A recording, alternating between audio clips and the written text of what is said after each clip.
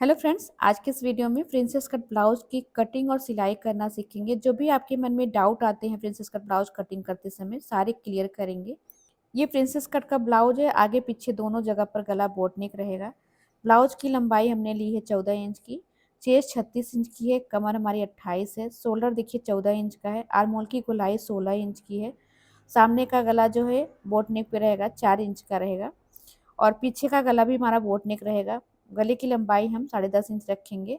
पीछे हुक की ब्लाउज बनेगी जिसमें हम पोटली बटन लगाएंगे। बाजू की लंबाई 10 इंच है, मोहरी हमारी 9.5 इंच है। बाजू हमारी पफ स्लीव में रहेगी। सारे नाप जो हैं बॉडी से लिए हुए हैं।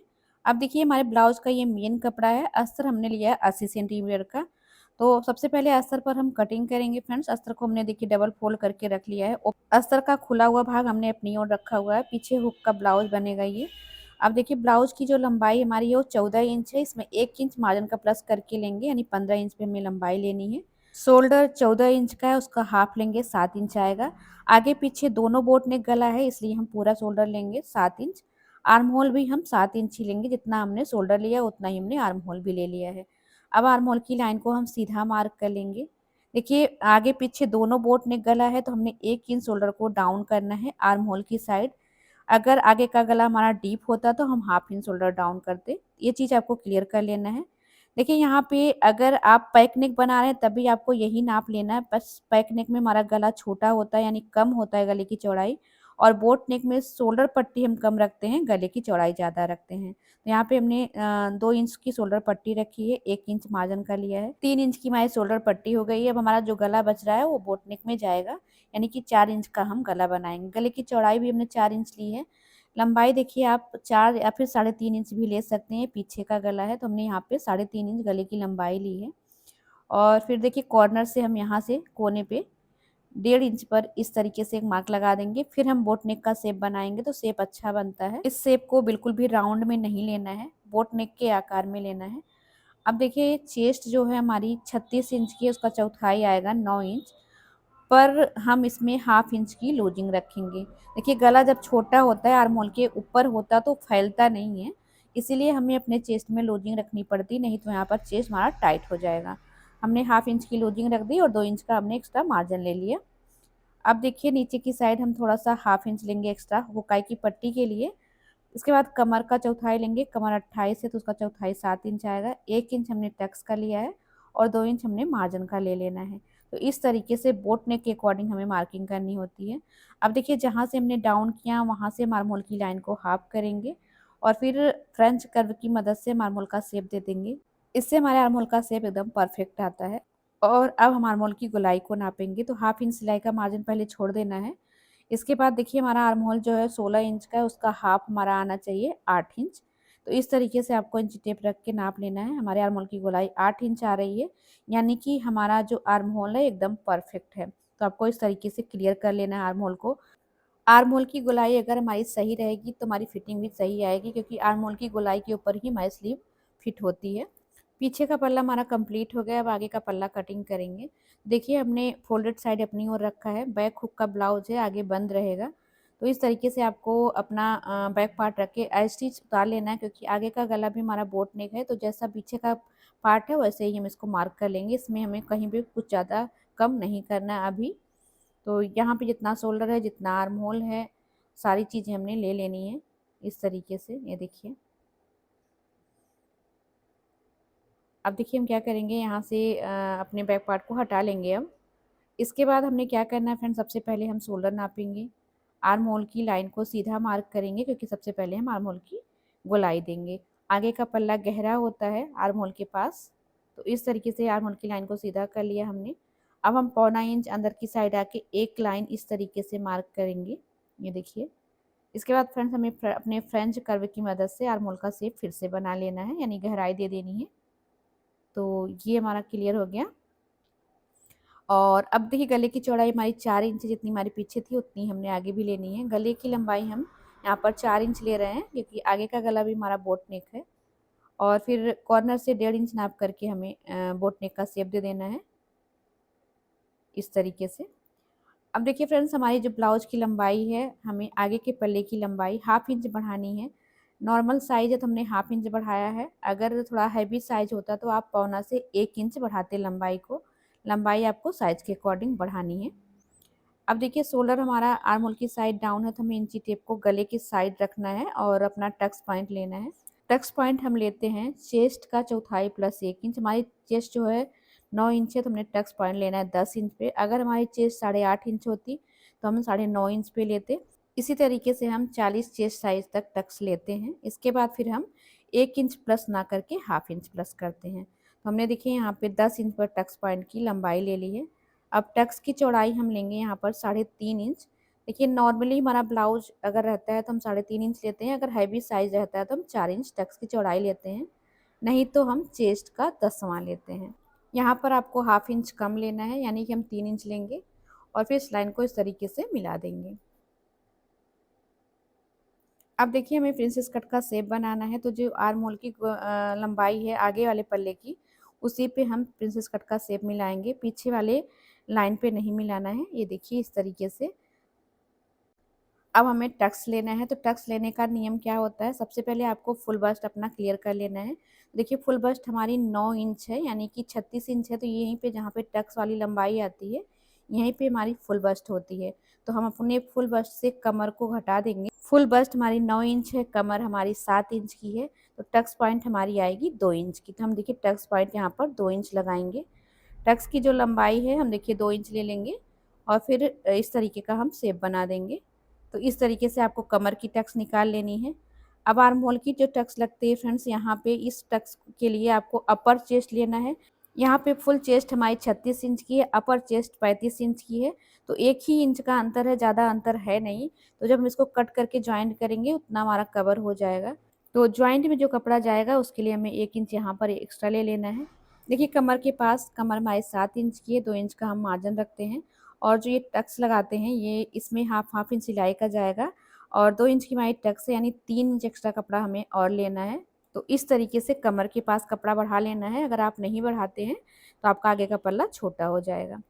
तो यहाँ पे देखिए अब हमने क्या करना है, ये जो हमने लंबाई में कपड़ा एक्स्ट्रा लिया आधा इंच का ना, इसे हमें माइनस करना है। आप जितना एक्स्ट्रा लेंगे बस उतना ही माइनस करना है, बिल्कुल भी और आपका एक्स्ट्रा कपड़ा नहीं जाना चाहिए। ये देखिए इधर भी हमने उतना माइनस कर देना है, सिर्फ टक्स की जगह पर हमें लंबाई बढ़ानी होती है। अब आर्म होल के पास आपको कम ज़्यादा करना है, ये हम क्लियर करेंगे। पहले इसको कट कर लेते हैं। देखिए इतना कपड़ा हमारा बच रहा है अस्तर का, इस पर हम स्लीव की कटिंग करेंगे। तो यहाँ पे देखिए फ्रेंड, जैसे हमने मार्किंग करी है सेम ऐसे हमने कटिंग कर लेनी है। ये देखिए टक्स वाले पॉइंट को निकाल देना है इसमें से। तो यहाँ पे देखिए हमारा आगे का पल्ला कट हमने कर लिया है। अब हम पीछे का पल्ला लेके इस वाले पार्ट को रख के देख लेंगे। अगर हमारा पार्ट छोटा बड़ा हो रहा है तो हम नीचे से नहीं कट करेंगे, ऊपर की साइड से कट करेंगे, क्योंकि नीचे हमारा क्लियर हो चुका है। तो हमारा जो है आगे और पीछे का पल्ला कंप्लीट हो गया है फ्रेंड्स। अब हम स्लीव की कटिंग करेंगे। तो देखिए ये जो हमारा अस्तर है इस पर हम पफ स्लीव बनाएंगे। तो अभी हमें जो है कपड़ा थोड़ा सा जोड़ना पड़ेगा अस्तर में। तो पहले हम कपड़े की कटिंग कर लेते हैं, देख लेते हैं कपड़ा बचता है कि नहीं। अगर कपड़ा बचेगा तभी हम पफ स्लीव बनाएंगे। तो देखिए हमने डबल फोल्ड करके कपड़े को रख लिया है और सारे पार्ट को अपने इस तरीके से सेट कर लेंगे। ध्यान रहे फ्रेंड्स कि आपको जो ओपन साइड है पीछे वाला खुले भाग की तरफ रहेगा और जो आगे वाला पार्ट है बीच का वो आपका फोल्ड वाले पार्ट की साइड रहेगा, नहीं तो आपका ब्लाउज जो है ओपन हो जाएगा। इस तरीके से हमने अपने आगे और पीछे पल्ले को कट कर लेना है। देखिए अब हमारे पास ये जो कपड़ा बच रहा है ये स्लीव के लिए रहेगा। तो देखिए स्लीव के लिए हमारे पास पूरा अच्छे से कपड़ा आ रहा है, तो हम पफ स्लीव इसमें बनाएंगे।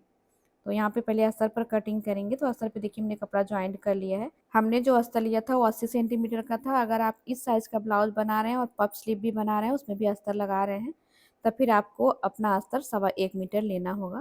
देखिए चौड़ाई में भी हमें थोड़ा सा ज्वाइंट लगाना होगा, तो हमें कपड़ा चौड़ाई में लेना है जितनी आपकी आर्म होल की गोलाई हो उससे 1.5 इंच ज़्यादा।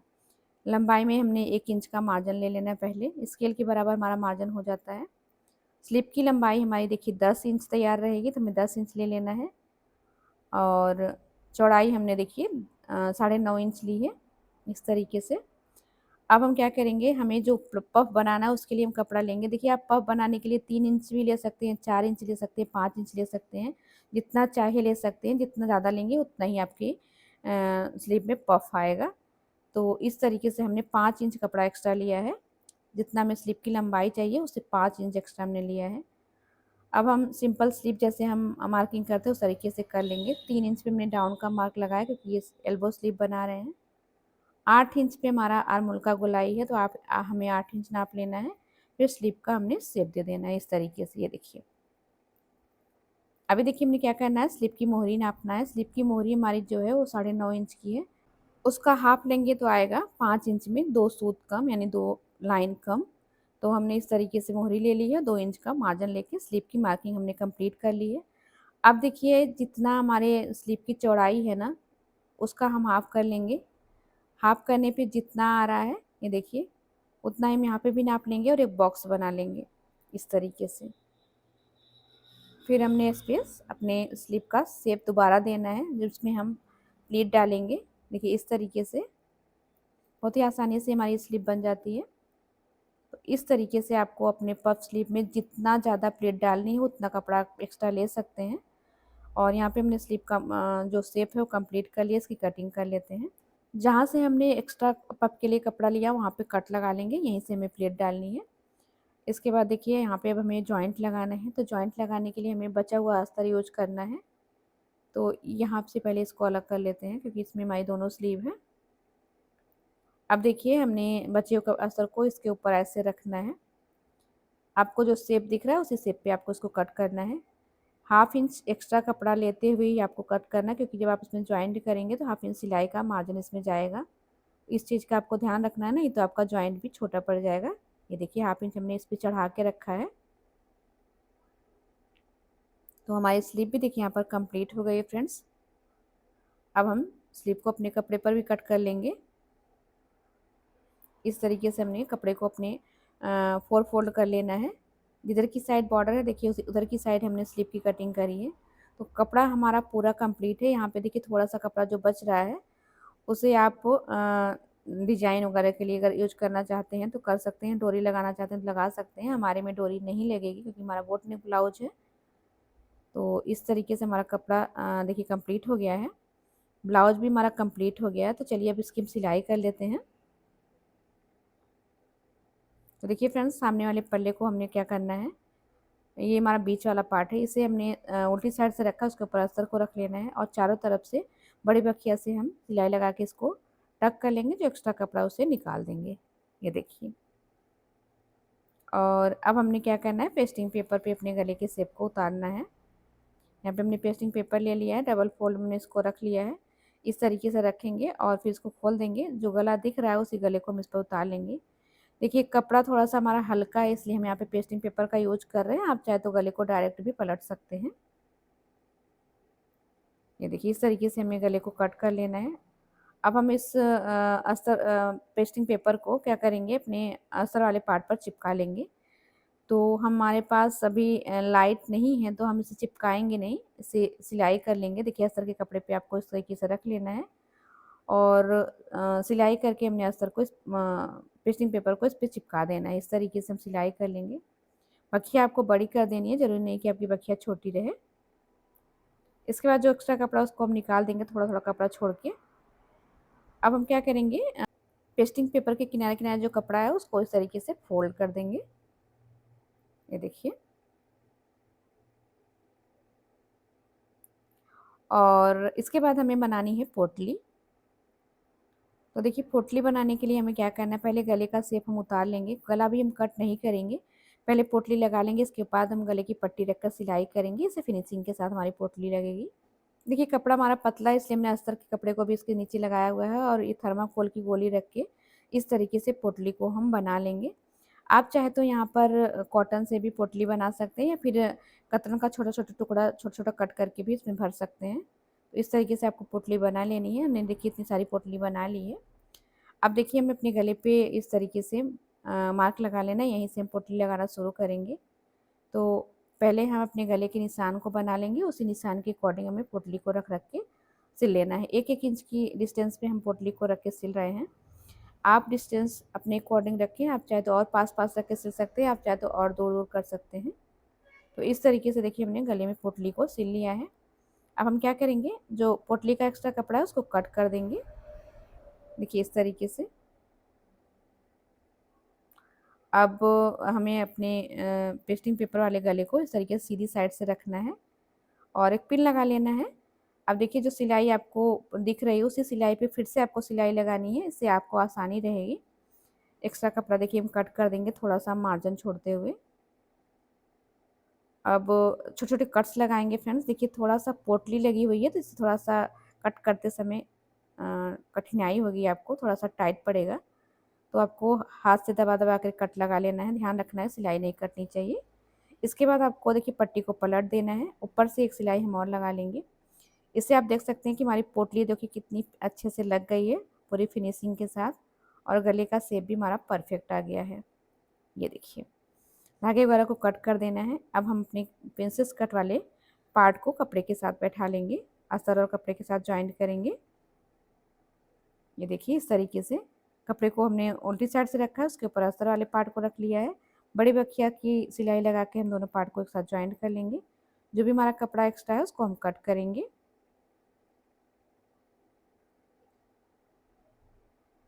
ये देखिए, इसके बाद हम प्रिंसेस कट वाली कटोरी को अपने सेंटर वाले पार्ट पर जॉइंट करेंगे। देखिए आपको हमेशा कटोरी को नीचे से जॉइंट प्रिंसेस कट कटोरी को आपको नीचे से ही जॉइन करना है, इस चीज़ को थोड़ा-सा ध्यान रखिएगा। और ये भी पार्ट को आपको खींचना नहीं है, इस तरीके से बराबर से सिलाई करनी है, अपने आप ही हमारी कटोरी जो है बैठ जाएगी। ये देखिए, सिलाई को हम डबल कर लेंगे। सेम ऐसे ही दूसरी कटोरी भी हम जॉइंट कर लेंगे। देखिए कितने अच्छे से हमारी कटोरी का पफ बन गया है। अब नीचे हम कमर पट्टी लगा लेंगे। अगर आपका कपड़ा ऊपर-नीचे दिख रहा था, थोड़ा बहुत छाँट सकते हैं। तो हमारा जो पार्ट है एकदम बराबर से है। हमने अस्तर की 1.5 इंच की सीधी पट्टी ली है और हाफ इंच के मार्जिन पर सिलाई कर लेंगे। फिर पट्टी को पलट करके हम एक सिलाई और लगा लेंगे। ये देखिए इस तरीके से। इसके बाद हमें अपनी पट्टी को फ़ोल्ड करके इस तरीके से बड़ी बखिया वाली सिलाई लगा लेनी। बाद में इस पे हम तुरपाई करके सिलाई को खोल देते हैं। तो यहाँ पे हमारा सामने का पल्ला कंप्लीट हो गया है फ्रेंड्स। इस तरीके से हमें पीछे का पल्ला कंप्लीट कर लेना है और ब्लाउज़ को बना के कंप्लीट कर लेना है। ये हमारे ब्लाउज़ का फाइनल लुक है। आपको कैसा लगा फ्रेंड्स कमेंट बॉक्स में ज़रूर बताइएगा। वीडियो अच्छी लगे तो वीडियो को लाइक और शेयर ज़रूर कर दीजिएगा।